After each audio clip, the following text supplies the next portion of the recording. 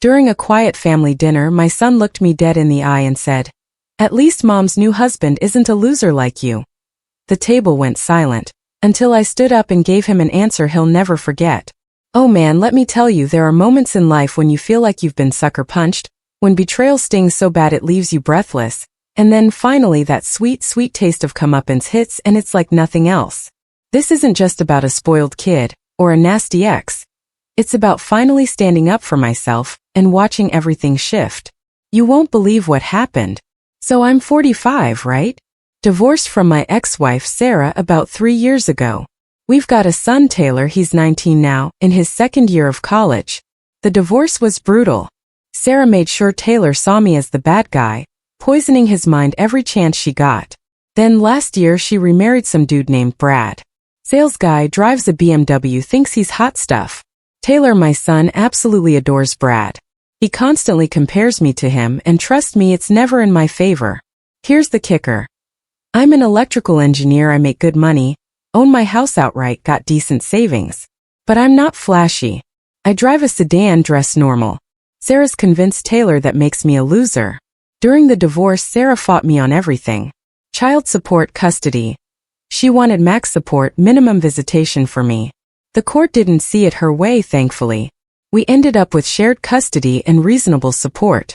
Part of that deal, actually my idea, was that I'd cover Taylor's college. Tuition, room, board, the whole 9 yards. I wanted him to have opportunities, no matter what happened between Sarah and me. She agreed. I've been shelling out about $30,000 a year for this private university, also he could get the best education. I set up automatic payments, gave him a credit card for other expenses. But man, Taylor has been so disrespectful since the divorce. Sarah encourages it and Brad just does nothing. Family dinners at my place became an exercise in patience. Taylor would just go on and on about how Brad's more successful, more fun, more generous. Brad takes him on expensive trips, buys him designer clothes. And me? I'm just the guy who pays for his education and provides a boring, stable home. When Taylor wanted a car for college, Sarah demanded I buy him one. The divorce agreement didn't say anything about a car, but Taylor kept pushing. Eventually, I caved and got him a decent used Honda, reliable, perfect for a college student. He hated it. He wanted something flashier like Brad's BMW. I told him a reliable used car was practical, and he should just be grateful. He took it, but he complained constantly. Things just kept getting worse. Every phone call with Taylor was a list of Brad's incredible feats. Every weekend he spent with me felt like an obligation. I tried to plan fun stuff, but Brad always came up.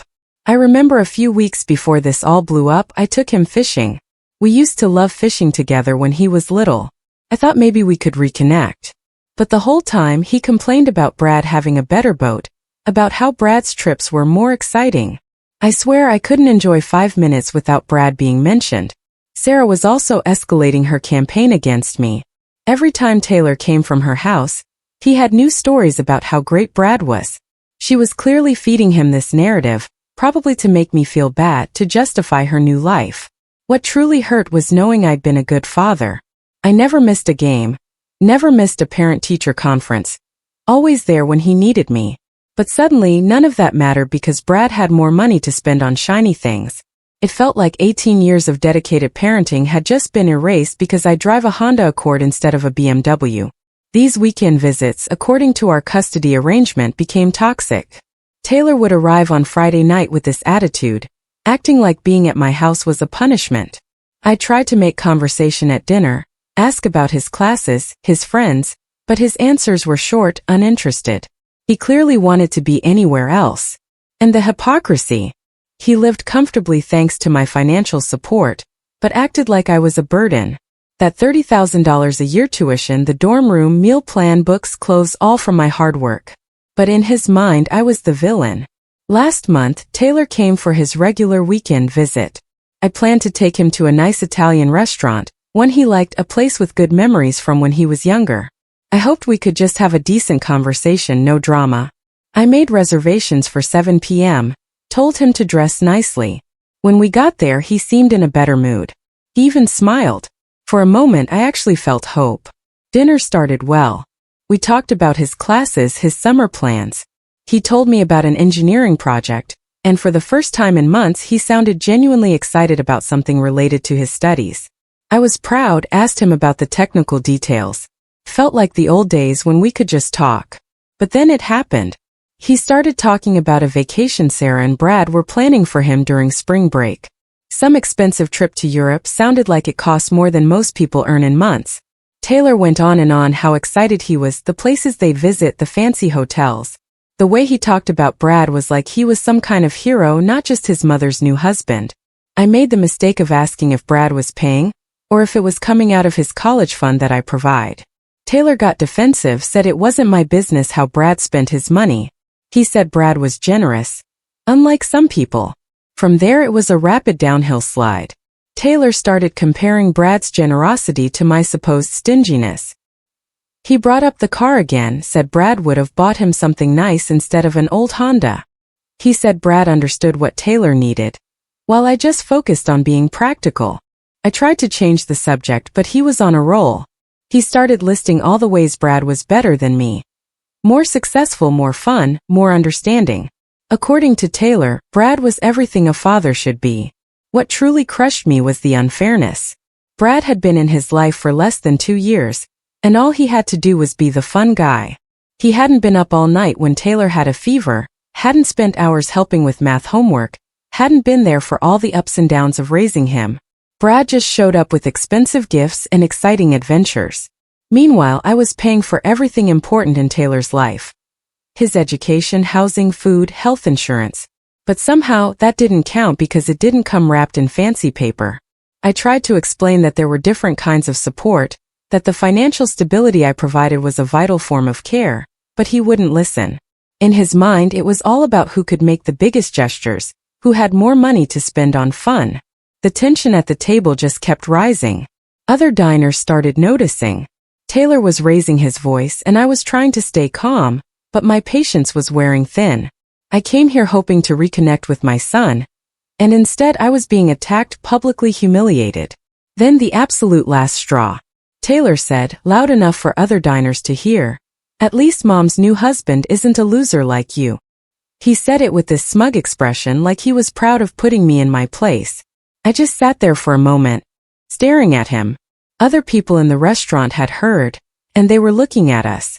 I felt humiliated, angry, but I refused to make a scene. The silence that followed was deafening. Taylor seemed to realize he'd crossed a line, but his expression was more defiance than regret. It was like he was testing me, seeing how much abuse I would swallow. I just asked for the check and we left in silence. The waiter, who'd heard it all, gave me this sympathetic look when I handed him my card. Even a stranger could see how out of line Taylor was.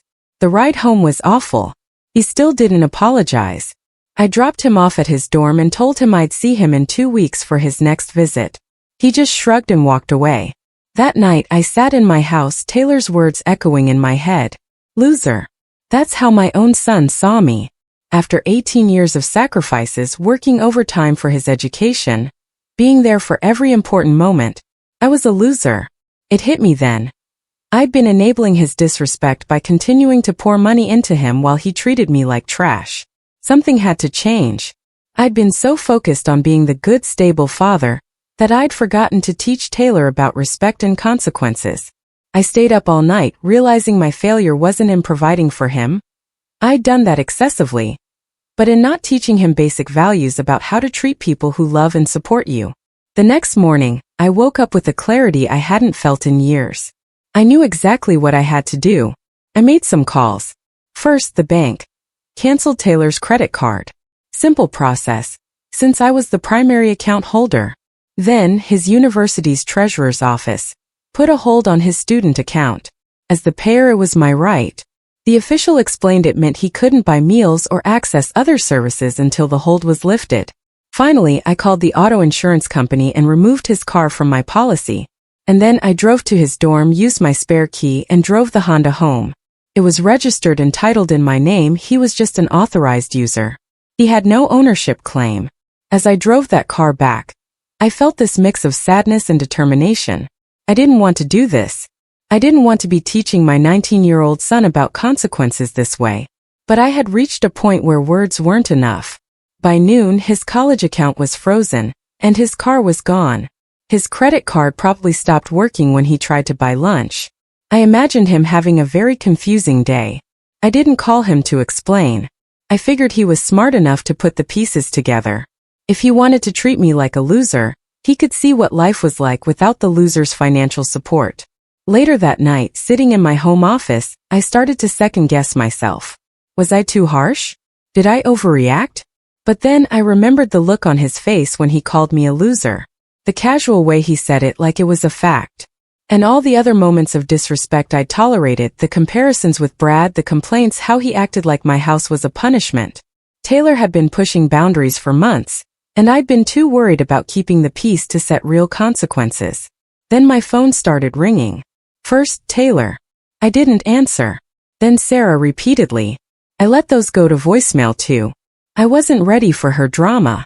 She left several voicemails, each more frantic than the last. The first was angry, demanding to know about Taylor's accounts.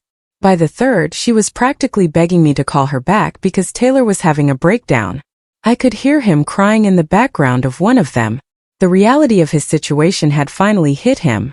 No car, no credit card, no access to his college account.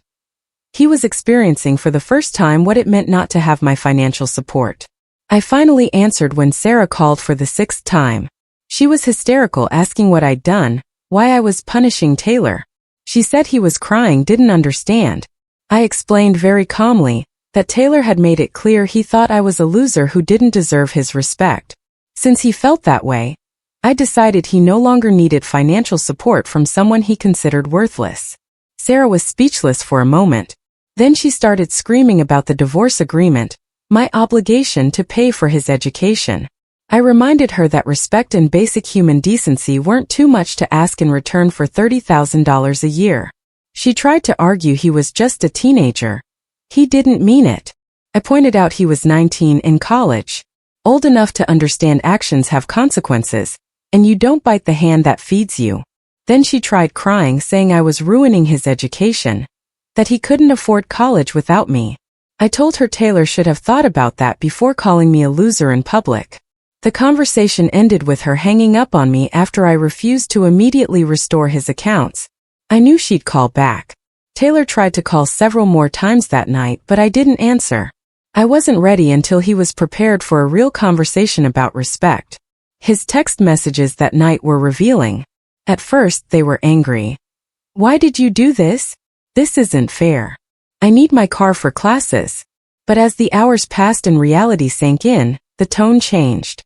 The later messages showed pure panic. Dad, please answer. I don't understand what's happening. I can't buy food. My card isn't working. How am I supposed to get to work without a car? For the first time, he was facing real consequences. The next day, Sarah called back with Brad on the line. Brad tried to play peacemaker, suggested we work something out. He said Taylor had learned his lesson and was very sorry. I told Brad that if he truly believed Taylor had learned his lesson, he was welcome to take over paying for Taylor's college. There was a long silence. Apparently, Brad's generosity had limits when it came to his own money. All these months, it had been easy for him to be the fun, generous stepfather when someone else was footing all the major bills. But faced with shelling out $30,000 a year, Brad's true colors shone through. Sarah came back on, threatening legal action. She said the divorce agreement required me to pay for Taylor's education, and I couldn't just stop because my feelings were hurt. I told her to have her lawyer call my lawyer. The truth is, the agreement did require me to pay, but it said nothing about tolerating abuse in exchange for that support. I was ready to argue in court that respect and basic decency were reasonable expectations. Over the next few days, I got calls from other family members. My mom was concerned but understood my position. She'd noticed Taylor's disrespect too. My older sister was torn, worried about Taylor's education but admitting she'd have reacted similarly if her kids spoke to her that way. Some thought I was too harsh, others said it was about time. My brother fully supported me. He'd seen Taylor's behavior and thought the kid needed a reality check. My younger brother even shared how my situation helped him realize he needed to set boundaries with his own disrespectful teenage son. I even got unexpected calls from colleagues who had heard through the grapevine. One coworker told me how setting firm boundaries had ultimately improved his relationship with his own son. Taylor finally called me directly. 3 days after I froze his accounts. He was crying, said he was sorry for what he'd said at dinner. He begged me to restore his car and credit card, promised to be more respectful. The conversation lasted almost an hour. He sounded genuinely broken, remorseful. He told me how he'd had to borrow money from friends for food, walk miles to his part-time job, explain to his friends why he suddenly didn't have a car. But what really got to me was when he said he'd been thinking a lot about our relationship and realized he'd been taking me for granted. He'd never really considered everything I did for him because it had always just been there. I told Taylor that apologies are easy, but actions matter more. I told him if he wanted my financial support, he needed to show genuine respect, not just when he needed something but all the time. No more comparisons with Brad, no more insults about my life choices. He agreed, seemed genuinely sorry. I told him I'd think about restoring his accounts, but things were going to be different. He would have to earn back my trust and financial support. After talking to him, I decided to give him one more chance. I restored his college account so he could continue his education, but I kept the car and credit card suspended. I told him he could earn those back by showing consistent, respectful behavior over time. I also had a conversation with Sarah about boundaries. I made it clear that if she continued to encourage Taylor's disrespectful behavior, I would permanently withdraw my financial support. She needed to choose between her revenge against me and Taylor's education. She wasn't happy, but she realized I was serious. She agreed to stop undermining my relationship with Taylor and encourage him to be more respectful. Whether she'll truly follow through remains to be seen. That conversation with Sarah was interesting because, for the first time in years, I had her full attention. Throughout the divorce, I'd felt like my words, my feelings, my perspective were irrelevant. But when Taylor's education was at stake, suddenly she was very interested in what I had to say. I set clear rules. No more disparaging comments about me in front of Taylor. No more encouraging comparisons between Brad and me. No more undermining my parental authority. I told her if Taylor came home after being with her and disrespected me, I would assume she was feeding that attitude. She initially tried to argue she couldn't control what Taylor thought or said, but I pointed out she'd done a very good job influencing his opinions about me for the past 3 years. If she could make him hate me, she could also encourage him to respect me. The whole situation, surprisingly, actually improved my relationship with Taylor in some ways. The shock of losing his car and credit card made him realize how much he depended on my financial support. He's been more respectful during our conversations, stopped making constant comparisons with Brad. The following weeks were an adjustment. Taylor had to live on a much tighter budget, couldn't eat out whenever or buy impulsively. He had to be strategic with his money. His friends noticed too. He told me later it was humiliating to explain why he suddenly had no car or couldn't pay when they went out. Some were understanding, others less so. He experienced for the first time how social status can change when your financial circumstances do. Taylor is still living without a car and using cash for expenses. I've told him he can earn back those privileges by consistently showing respect and appreciation. So far he's making an effort. Our phone conversations have changed dramatically. Before he seemed bored or resentful. Now he seems genuinely interested in maintaining a good relationship. He asks about my work, my weekend plans, things he never showed interest in before. He started thanking me for things he used to take for granted. When I restored his college account, he called specifically to thank me.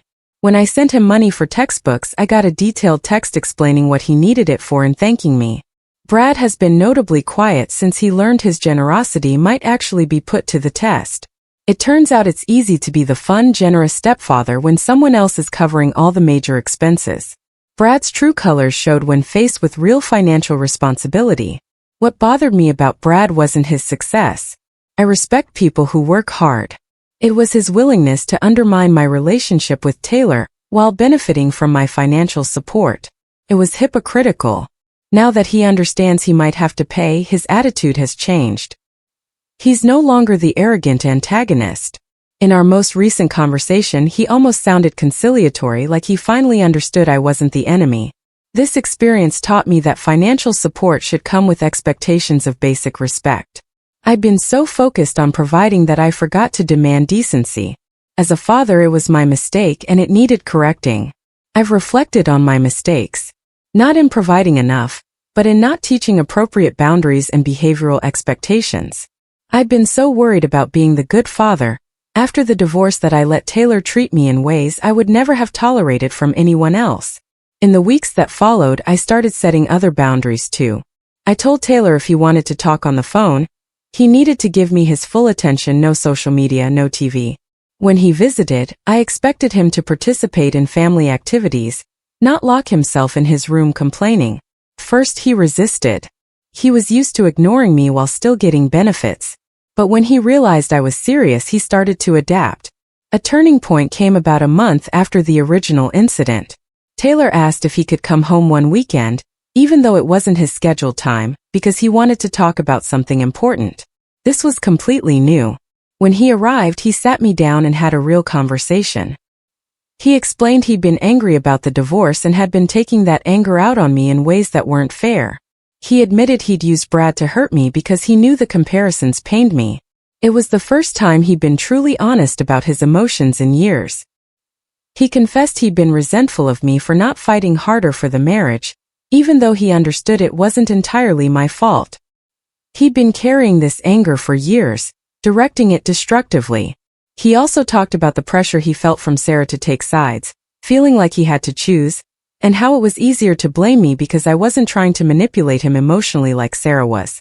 This conversation was painful but so necessary. It helped me understand his behavior wasn't just disrespect. It was unprocessed emotional pain and divided loyalties. But I also made it clear that understanding the reasons didn't excuse it. I explained that the divorce had been hard for everyone, including me. I told him about my struggles as a single father, the nights I spent worrying about him, and how his words and actions had affected me.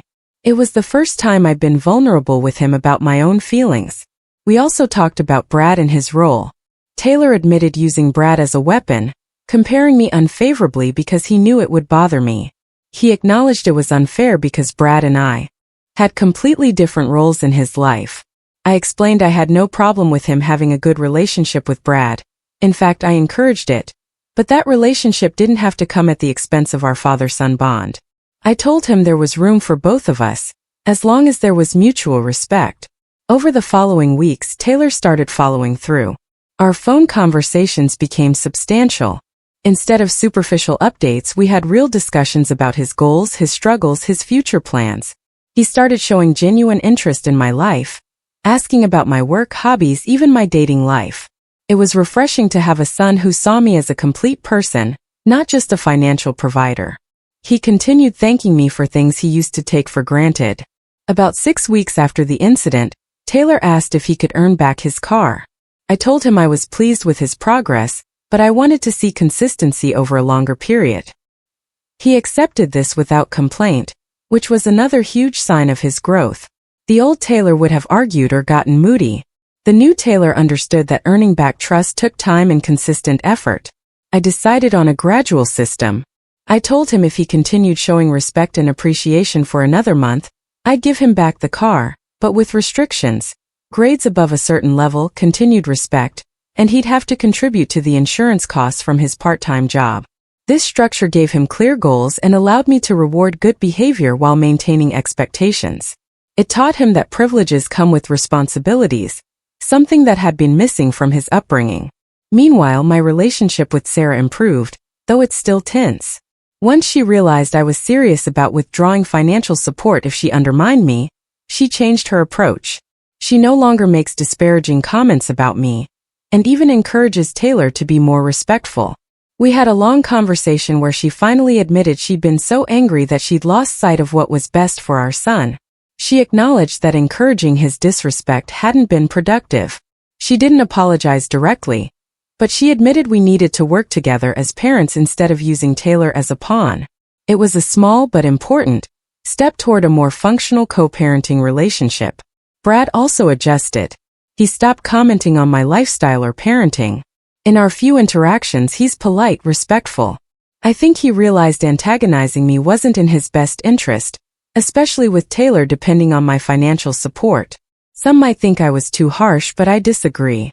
Taylor is an adult who needs to understand relationships are reciprocal.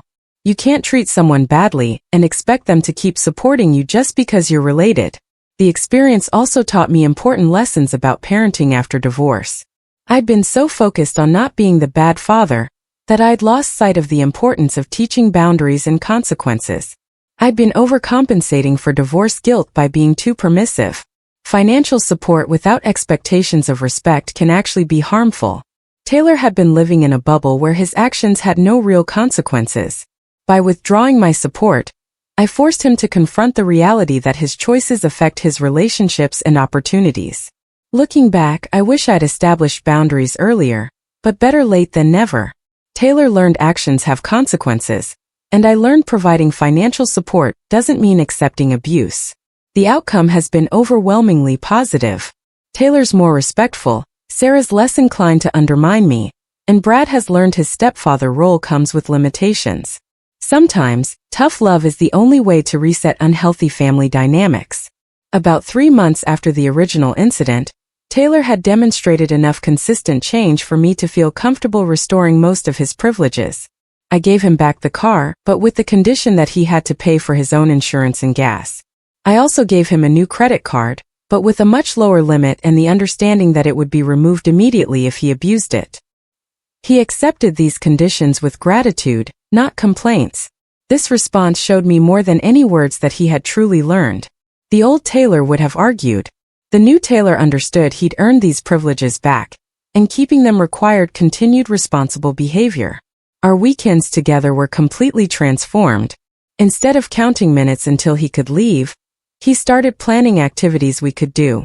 We started fishing again, something we hadn't done in years.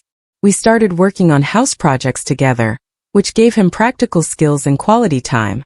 What impressed me most was when Taylor started inviting his friends over. For years he'd acted like being at my house was a punishment, but now he seemed comfortable bringing his social world into my space. His friends were respectful, polite, and he'd clearly spoken well of me to them. One night I overheard him telling a friend how cool my house was, with pride about improvements we'd made together. It was the first time in years I'd heard him speak positively about his time with me. The car is still in my garage, a constant reminder of how much things have changed. He asks when he can have it on campus, and I tell him when he's shown 6 months of consistent, respectful behavior. He's making progress, but he still has work to do. The system works. Taylor understands his privileges are directly connected to his behavior. When he's respectful and responsible, he gets more freedom and support. When he makes mistakes, there are immediate, fair consequences. It was a wake-up call for everyone. Taylor learned financial support isn't unconditional. Sarah learned her actions affect Taylor's future. And I learned that setting boundaries is necessary even with family. I hope Taylor takes this lesson seriously. He has the potential to be successful and kind, but he needed to learn that treating people well is as important as achieving your goals. Paradoxically, the relationship between Taylor and Brad has also improved. Once Taylor stopped using him as a weapon against me, he could develop a more authentic relationship with his stepfather. He no longer feels the need to exaggerate how great Brad is to hurt me, so he can genuinely appreciate Brad's positive qualities. Brad, for his part, seems to have developed more respect for my role. Faced with the reality of what it actually costs to support a college student, he gained new appreciation for my sacrifices. Our interactions are now cordial, even respectful. This experience also strengthened my confidence as a father. For years after the divorce, I doubted my parenting decisions, wondering if I was too strict or not fun enough compared to his new family. But establishing and maintaining firm boundaries showed me I had good parental instincts. I'd just been too scared to use them. Looking forward, I'm optimistic about my relationship with Taylor. We've built a foundation of mutual respect that didn't exist before. Taylor understands I value our relationship enough to fight for it, even when it means making difficult choices. And I've learned that sometimes the greatest love you can show is setting firm boundaries. Sometimes the best gift you can give someone is responsibility. Taylor needed to learn that his actions have consequences, and that relationships require mutual respect. It was painful but necessary. The transformation isn't perfect. He still makes occasional mistakes and I still have to remind him about expectations. But the fundamental difference is he now understands there are standards and real consequences if he doesn't meet them. More importantly, he's begun to see our relationship as something valuable, worth protecting. He no longer takes my support and presence for granted. I believe this experience has made me a better father and helped Taylor become a better young adult. It wasn't the path I would have chosen, but sometimes the most important lessons come from the most difficult moments. He has the potential to be successful and kind, and this experience helped him understand that treating people well is as important as any other goal he might have.